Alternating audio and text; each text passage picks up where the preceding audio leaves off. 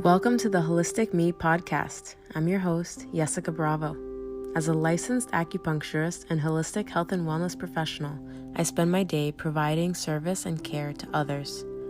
Over the years, my own self-care practices have ebbed and flowed, having a profound effect on not only my physical body, but my mental, emotional wellness and my spirit body. I am here to share my story, my experiences, and my continued journey on the path to exploring and uncovering the greatest version of myself through heart-centered connection, healing, self-love, and authenticity. I am beyond grateful to share this journey with you. My intention is that my story medicine may help at least one other soul on this collective experience we are sharing to shine their light bright for all the world to receive. Namaste.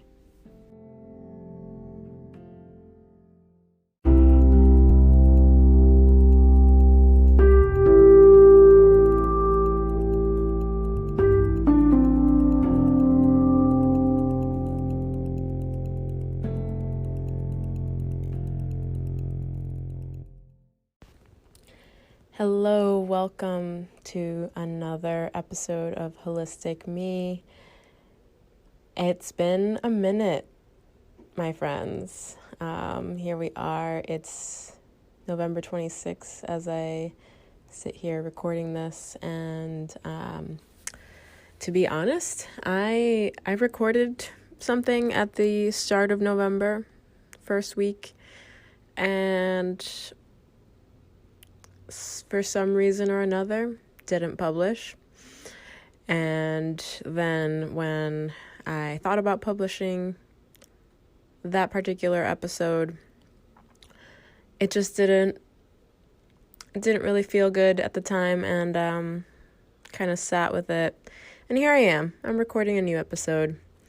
And I have to say, I haven't recorded anything or posted anything since the end of September, and I had every intention at the start of November to pick things back up and get the ball rolling again, and life just happens in a strange way. Chalk it up to, I don't know, Mercury retrograde, or October was a bit of a rough month for me. I don't know if that was, kind of reflecting on it being the month of my grandmother's birthday, and she had passed away in August. So that was on my mind for a while, and really just being in an odd place. And so I'm here now. And so I don't really have, I was kind of doing this structure to what I wanted to present and what I wanted to talk about. And the recording I made at the start of November was about how I became an acupuncturist. So I thought that was maybe an important story to share. My experience, that led me to becoming an acupuncturist and why I do what I do. And I think that's all good and well to share. And I have what I believe to be a pretty interesting way that life unfolded, as far as me becoming an acupuncturist and originally wanting to go the Western medical route, and just having the universe do the things that it did what it did in my life, and in the way my life plays with the universe, and how everything unfolded. And I ended up finding my way to this Eastern approach of practicing medical healing arts, and that's really what it is. And I think what I have been struggling with is using my voice again. I found it for a period of time, which is how I got this podcast started in the first place. And then I just went through a rough patch. And I think we all go through those. And the fall is a time for really looking inward, and also at the same time starting new. And the leaves fall away, so you can really see all the roots and branches of the trees, right? And so I think things were falling away, and kind of revealing to me some of the things that I needed to readdress, or look at again in my life, and that's what's been unfolding. So I guess to talk a little bit about that, one of the things I've talked about in the past is really having a gratitude practice and using that as a way of really being the co-creator of your life and not letting your life just happen to you. I don't believe that the world and the people in our life are out to get us, right? I believe that we have a strong ability and even a responsibility to create the life that we want to experience. And yes, there are circumstances and things that come up and we're not really sure, or the reason is unclear as to why things unfold the way that they do. But for the majority of life and majority of the time, day to day, I am a strong believer that we can choose how our life unfolds, and it all starts with our perspective and our gratitude for what we have and what we experience, and for that which is to come. And so, that being said, I have this practice that I use, and to be honest, it fell away from me. And I know I mentioned that, I think, in my post or my podcast episode relating to having a gratitude practice, how my practice kind of ebbs and flows. But usually when it ebbs and flows, I still have it. It's just the way in which I practice it kind of shifts a little bit, and isn't as intentional as those times where I'm really, truly actively co-creating my life. And so in the past month and a half or so, I've really had kind of zero gratitude practice. It's really strange. Something that I haven't really fallen into or out of completely in a long time. Probably a few years now at this point. And so really taking a look at how my life is without that, and reflecting now this week, especially as we're celebrating Thanksgiving on Thursday in a couple days here, and reflecting on how not having that practice in place really has a profound effect on how I see and experience my day-to-day life. My interactions with my husband, my interactions with my son, my interactions with my family, my interactions with patients, my interactions and the way I speak to myself, even my own self-talk, the little voice in my head, all of that, and how it's such a drastic contrast to the times when I do have my gratitude practice in place, even if it's not as intentional as I like it to be, but I'm still doing some of it. And I think that's the key, is to even still do a little bit. And now that I'm saying that, it just reminds me of something that I told a patient recently. And, we sometimes, we get these recommendations from doctors or physical therapists and things like that. And you fall, you end your course of treatment, let's say, for physical therapy in this example, and you've been given all these exercises, and you're no longer having to go to the appointments, but you've given the list of things to continue doing at home.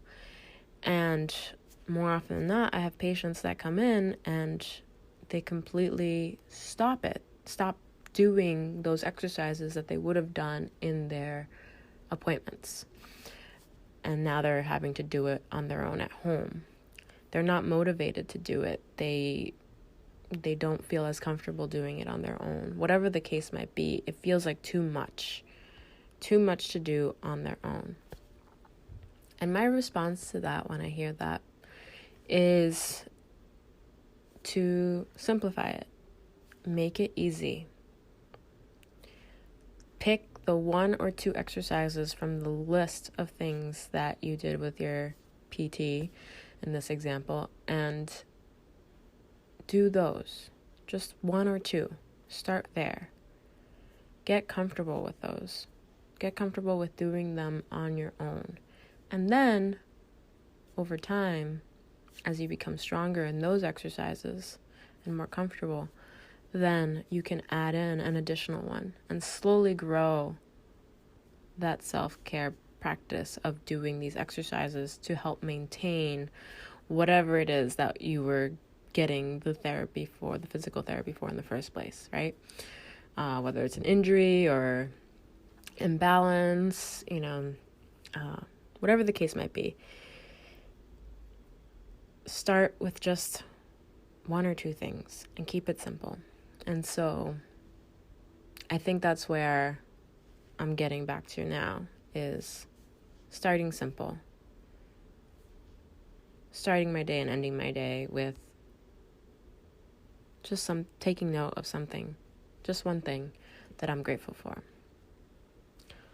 When I'm really intentional and really heavy into my gratitude practice, I am writing out, it's like a story of what my next day looks like and how I'm so grateful for it and so blessed and everything is just pure magic.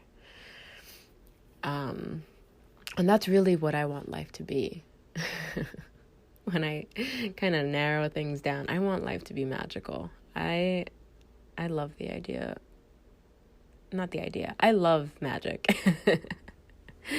Not the idea of magic. I love magic. And so I want it to be magical. And I don't mean magic like card tricks. I mean magic like living with intent and seeing things unfold because I made the decision for things to unfold that way and my mind made it happen, right? And so that to me is magic. All of that manifestation, those manifestation practices out there, it's alchemy, it's magic, and we all have this ability, and I've been tapping into that. And I went to a wonderful retreat in October, which really was a beautiful experience, and it was about connecting with the moon cycles, and the energy of the moon, and how it connects to our unfolding through those phases, and how we interact with our world, and setting intentions based on different moon cycles, and it was beautiful. And then after that, it was like a high point that led into like a low point for me, in my own physical and mental kind of space at the time. And again, it was right around the time of my grandmother's birthday, and so things kind of just pittered away, in a sense. But again, circling back, I'm returning to a space of gratitude and returning slowly. And I think that's the key. We get so overwhelmed and so bogged down by all of this expectation and things not going the way that we want them to go, because sometimes it's not meant to go that way just yet, or even at all. Like for the example of, I made that initial recording at the beginning of November about my journey to becoming an acupuncturist. And I talked about how I initially wanted to pursue orthopedics, become an orthopedic surgeon. I wanted to get into the field of Western medicine. I was going to go to medical school, all of these things. For one, that episode I did not end up publishing, right? So that was probably one thing that was not meant to unfold or happen for whatever reason. Maybe it was not truly an authentic episode, such as what I'm recording now, completely off the cuff. But also, 10 years ago, when I was pursuing going to medical school, all of the things that unfolded to shut those doors or to not even open those doors, right? I went knocking. I was doing my applications. I was taking the MCAT. I was, doing all of these things in pursuit of something that I believed was something that I wanted. And every door was slammed in my face. And then by happenstance, somebody recommended that I look into acupuncture school because I mentioned my interest in studying herbal medicine, because I grew up with it.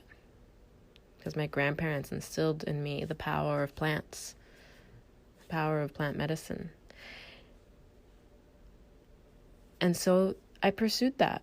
I looked into it, and it piqued my interest. And all of a sudden, every door related to this study was blown open, and there was not a single road bump in the process, as there had been with trying to pursue medical school. And not to say that it was easy. It was not easy. My friends and colleagues from acupuncture school and those from other programs that I've met along the way, we can all attest that acupuncture and Chinese Oriental medicine school is not easy. Studying acupuncture and studying herbal medicine is not an easy process. But the process that was simple and was easy, as far as the doors being open for me, was the process of applying. It was the process of finding the school that I wanted to go to, being in the right place, right time, everything just unfolding in that way. My class schedule choices, because I had a very long commute from where I was living to where I was going to school, everything just unfolded and was very simple in that sense. But going through school and studying and taking boards and doing my clinical rounds and all of that was not an easy process. Very, very grueling. But I did love every minute of it, and I would do it all over again if I had to. It was truly incredible. And so here I am, and so being grateful for where I am today, even though this past month and a half, almost 2 months now, since my last episode was published, I really have done nothing other than think about making another episode and needing to get my voice out there again and having to do the work, because if I don't do it, then who's going to hear the message and who's going to take, how am I going to expand on it if I don't just do it? And sometimes we need to just take the time, have some space, before we can actually sit down and do the work. And so I went through some things as far as my business is concerned with, really have this vision of expanding and growing my practice, along with some other practitioners. And, we have all of these visions and goals for what we want to do, which is all good and well. But at the same time, for my own business, I wear all the hats, and I found myself searching for help, and I got some help, and even the help that I got was, even though very useful, I struggled with having the help because I had never been in that position before where I need to delegate, right? So having worn all the hats for 4 years now is it's hard to let some of these things go, in a sense, and not have the control that I have had for so long.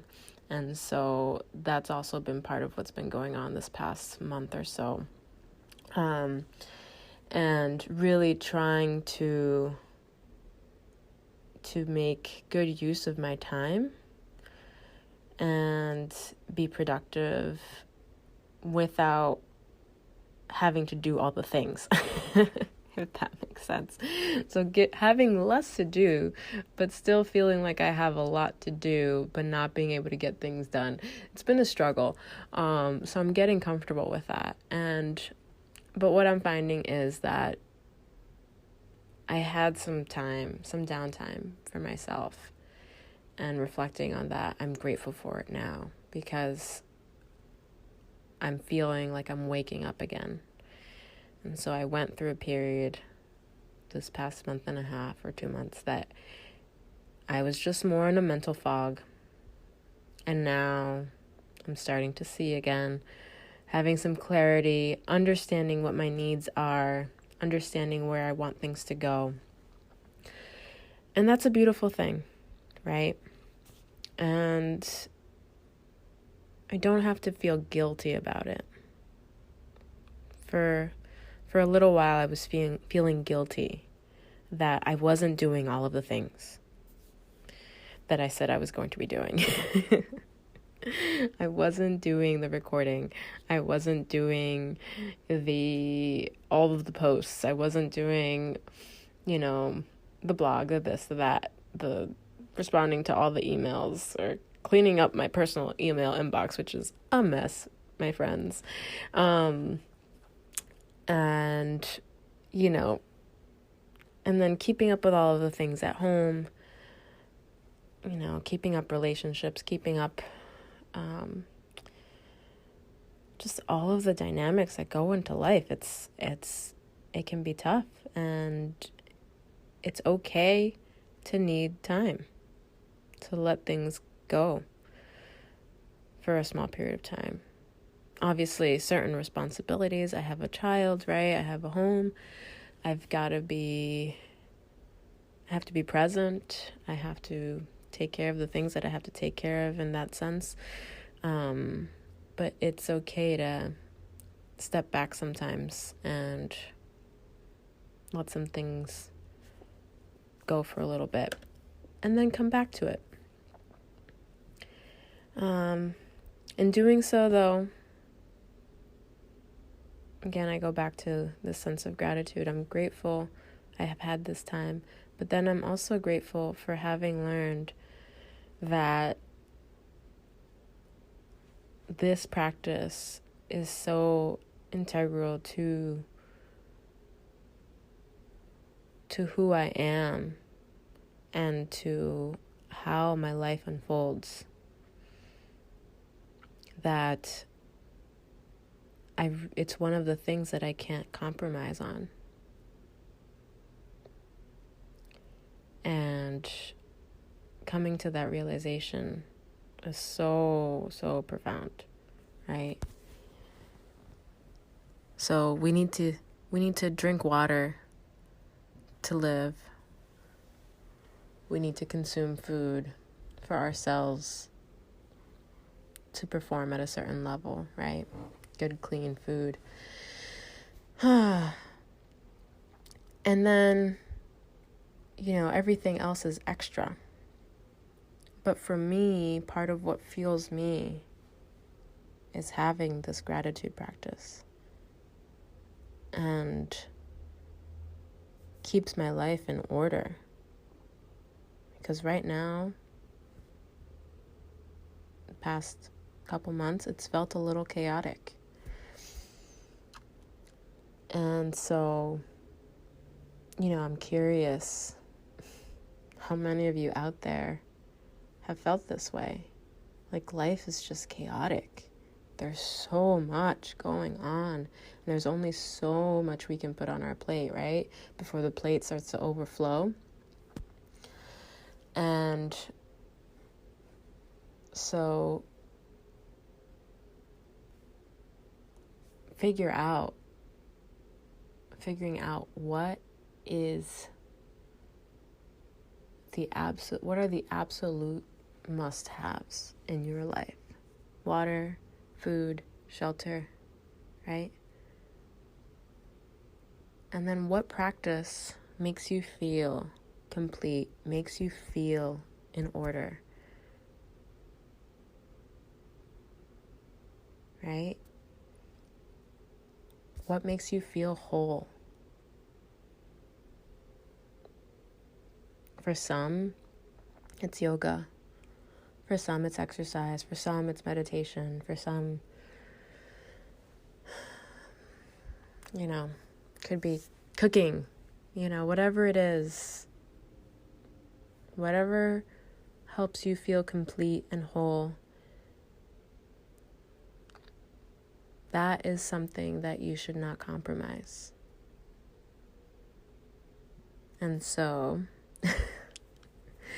that being said, I am going back to my practice because I see how important it is to me as an individual being in order to positively connect with my world and be one with my world, the world around me, and those that I interact with, right? We are all connected. And in order for me to have that, be that light, be that positive experience, and I don't mean be positive all the time, because again, there's moments day to day that we don't have to be positive 100% of the time, but it's our outlook and our perception overall with what we're experiencing that truly matters. Then if I keep that practice in place, my life unfolds and my interactions are much smoother.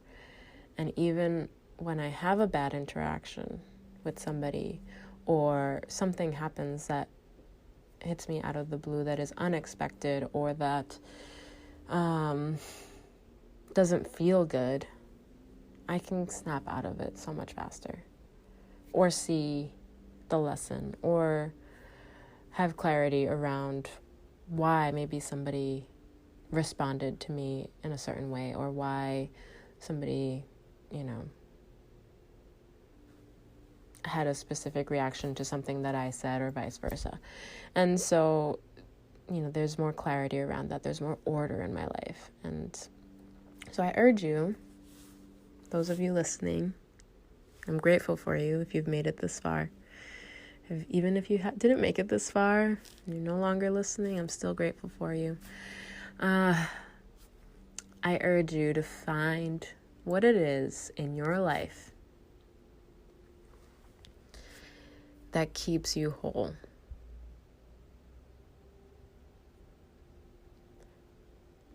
What makes you complete? And do that. Even if it's only for 2 minutes a day. Right? If it's dancing, put on your favorite song and dance to it. Even if it's just once a day. And that song is 2.5 minutes long, that's enough. But you're doing something. And each little bit, every single day, has a cumulative effect on your overall experience through life. Just like acupuncture has a cumulative effect. I'm circling back to the acupuncture. Oh, man. I tell my patients all the time, especially when they're new, acupuncture has a cumulative effect on the body. That first visit, you may not notice much. That second visit, you might notice a little bit of change or improvement. And over time, that improvement or that change grows and grows. And that's part of how we can space out our treatments over time as well. And it becomes more of a maintenance or preventative care plan, as time goes on. But I digress.